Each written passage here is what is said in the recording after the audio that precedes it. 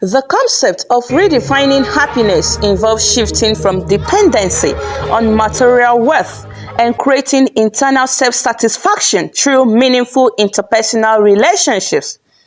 It further emphasizes on acceptance of a full range of emotions, including challenging ones, rather than forcing constant cheerfulness. To an average Nigerian, happiness is simply an expression of what someone feels good about what's happening around. This perspective by Dr. Ranga Chatterjee suggests that happiness is within our control and determined less by circumstances and more by our mindset and actions, which is key factor in determining the future of happiness among our senior citizens and the future generation. After retirement, I found myself among my people, my immediate community where I was born. And I get very excited, very happy, mingling among them, solving some of the problems, sharing and solving some of the problems they have, and trying to contribute in the development of my community.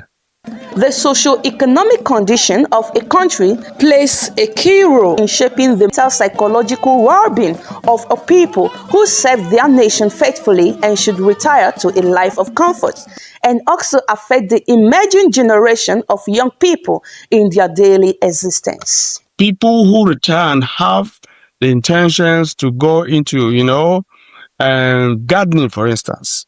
If the weather condition is not favorable, they may not be able to go into it.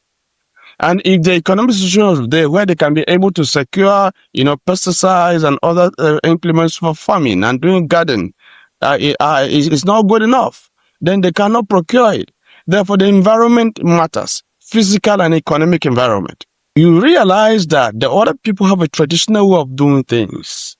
And so the younger ones have a more contemporary way of doing things that are influenced by the internet, by the media and all that. So the gap have a very serious, copying mechanism differences. However, this generation of young Nigerians have not relented in creating beautiful moments for themselves. I used to think happiness comes from big achievements, lots of money, and success. Those things matters, but I also create happiness in little moments. In my own way, I can make Nigeria a happier place to live in by contributing my own quarter to nation building. The things I do that make me happy are going out with friends, going to swim, playing snooker, being honest everywhere you go, be honest in the church, be honest at work, honest at home. Honesty goes a very long way. The resilience of young Nigerians remain unmatched, although not without challenges. A more safer environment for all the young ones because they are the future leaders of tomorrow. A better future where everybody will be safe to go out, freedom of speech, and there also freedom after speech.